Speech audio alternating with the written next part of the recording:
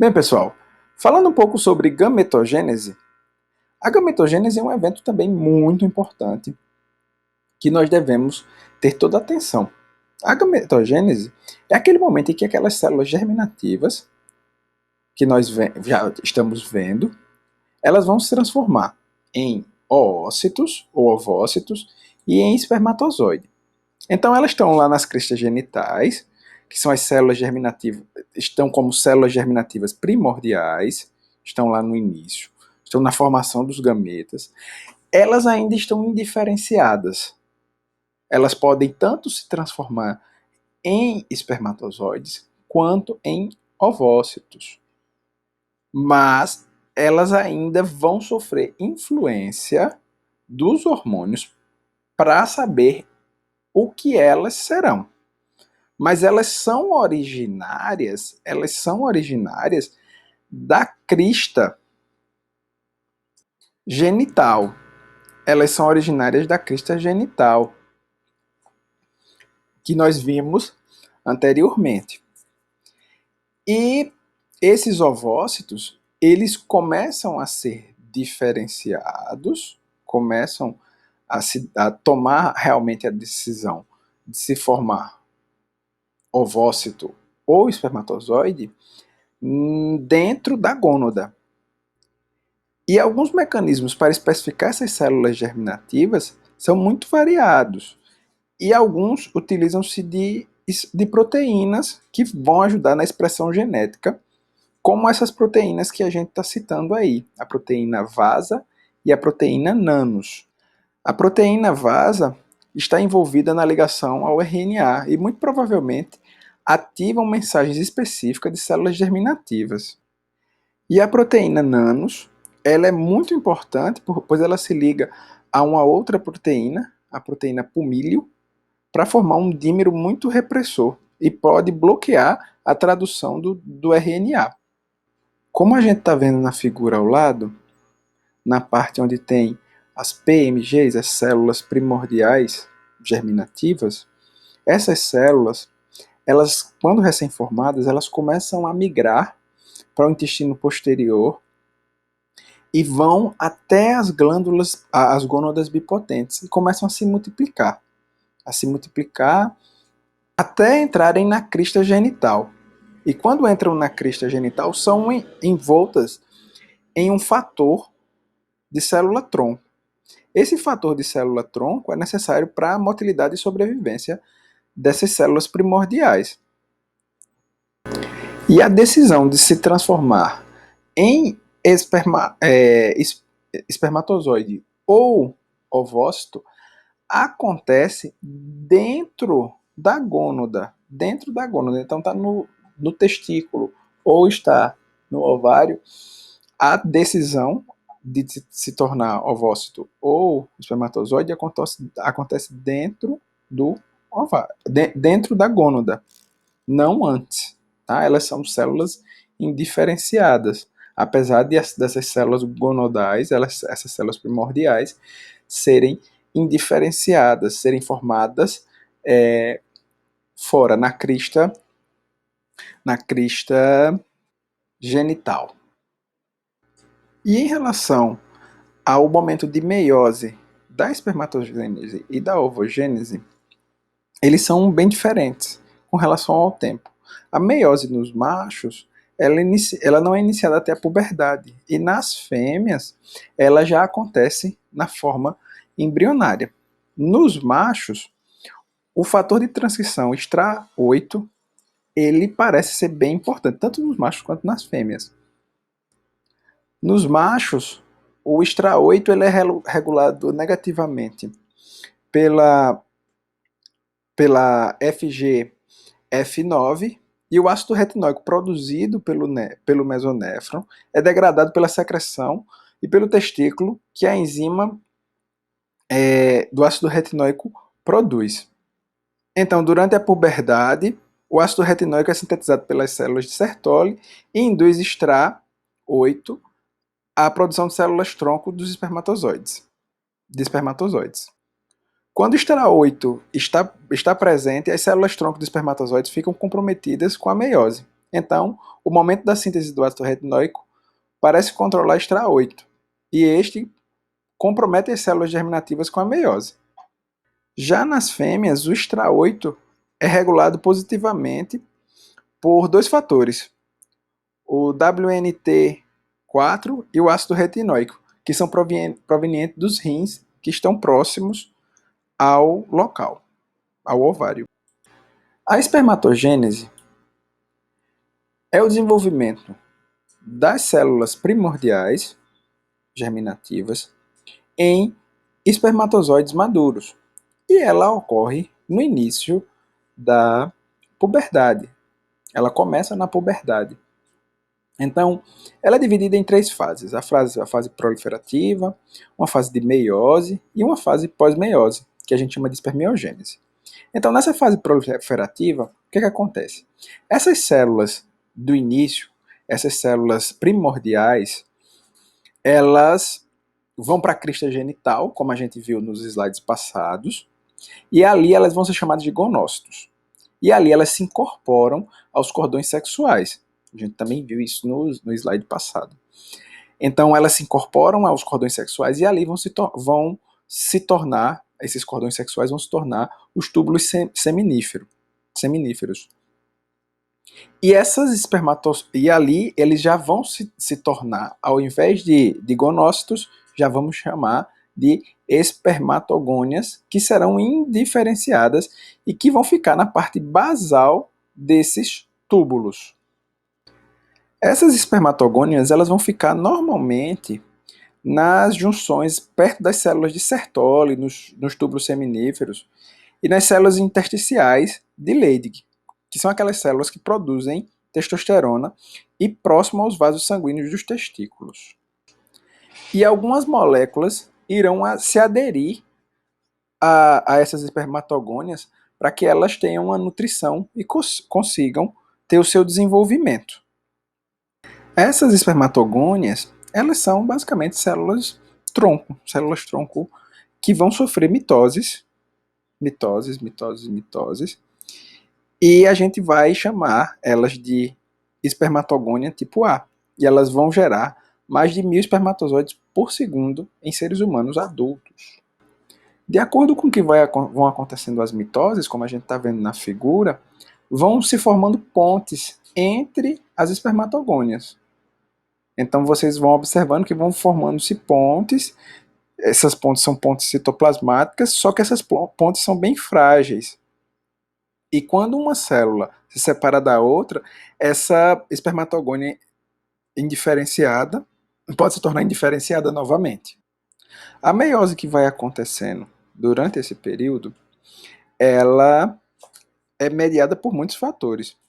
O fator neutrofílico derivado de células da glia, que é um fator parácrino, é feito pelas células de Sertoli e por outras células mioides que envolvem os túbulos e conferem força e elasticidade aos túbulos.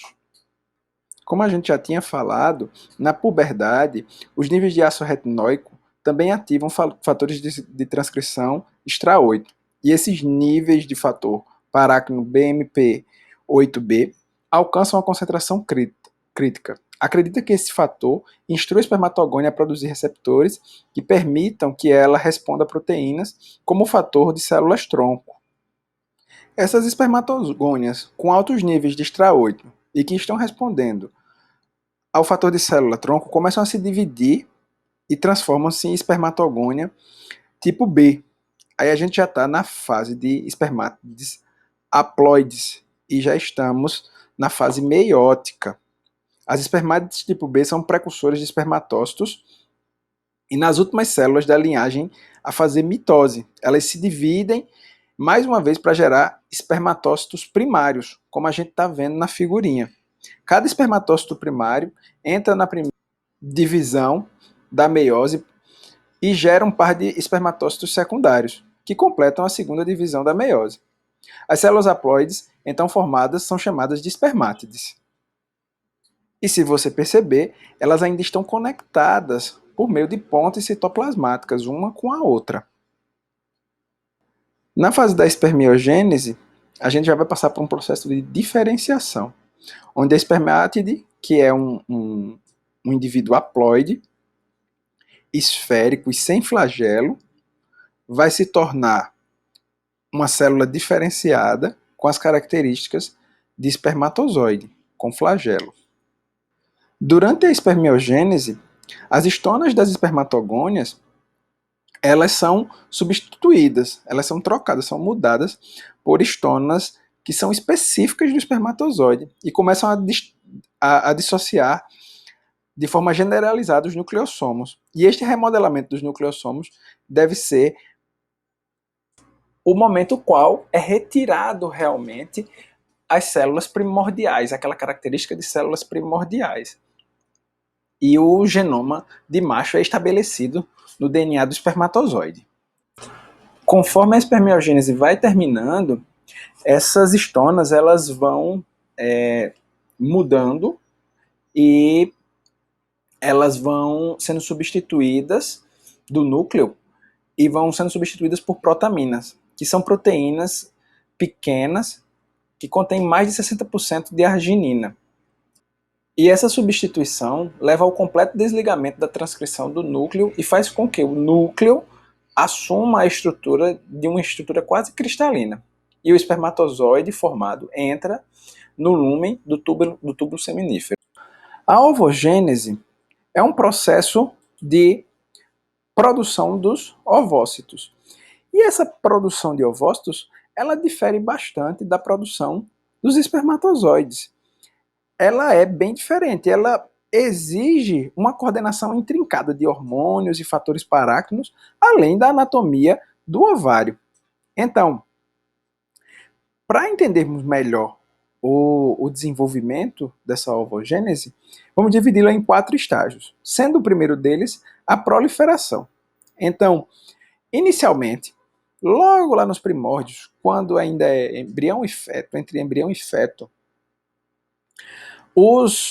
as células primordiais elas começam a se reproduzir, ou começam a se desenvolver, a se proliferar de forma muito intensa e muito significativa, como a gente vê nesse gráfico. Então, elas começam a se proliferar de forma muito intensa, chegando a gerar cerca de 7 milhões de células, que aqui chamaremos de ovogônias. 7 milhões de células. Até o 6º mês. Até o 6º mês, isso em seres humanos.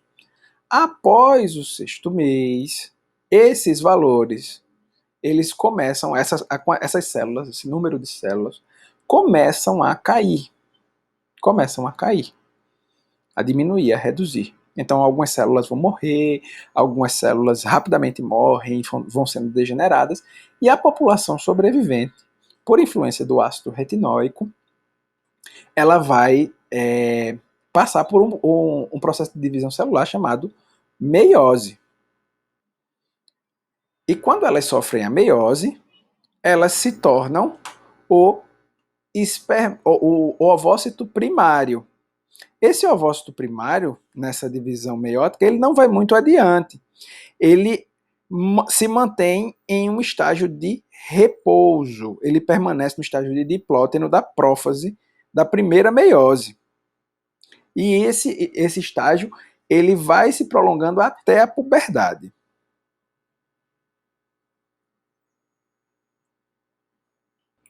Já na puberdade, sob a ação do LH, que é o hormônio luteinizante, essa fase da meiose ela é reativada, ela volta a funcionar, né?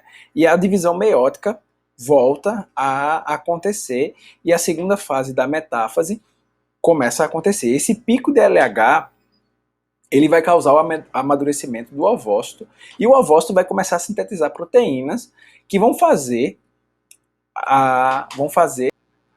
para tornar-o competente para que, quando encontre o espermatozoide, consiga fecundar e produzir um embrião.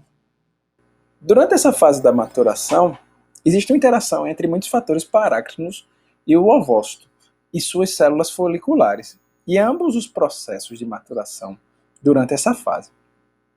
Essas células foliculares ativam a tradução do RNA mensageiro, estocados pelo ovócito, que codificam as proteínas que se ligam ao espermatozoide, que serão utilizadas para a fertilização, e as ciclinas, que controlam a divisão celular embrionária. Após a liberação do ovócito secundário, do ovário, a meiose será reiniciada apenas se ocorrer a fertilização. Na fertilização, íons de cálcio são liberados no ovo e estes são liberados, e o bloqueio inibitório leva à formação de um núcleo haploide. Se sabe que a retenção dos ovócitos dentro do ovário por muitas décadas tem implicações médicas bem profundas, a ocorrência de a formação de teratogenias ou anaplodias, que são o número incorreto de cromossomos, a formação de pessoas com o número incorreto de cromossomos, como a gente viu no início da aula. E mulheres com até 20 anos de idade têm somente 2 a 3% de chance de ter situações ou portar cromossomos extras nessas situações, enquanto que mulheres a partir dos 40 anos, que engravidam com 40 anos, esse risco sobe para 3%. 35%, desculpe. Então, nós temos hoje, finalizar a nossa aula, vamos finalizar a nossa aula, e acredito que seja isso.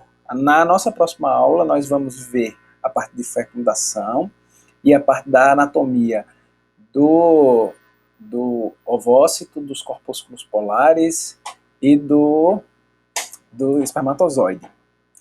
Bem, pessoal, era isso.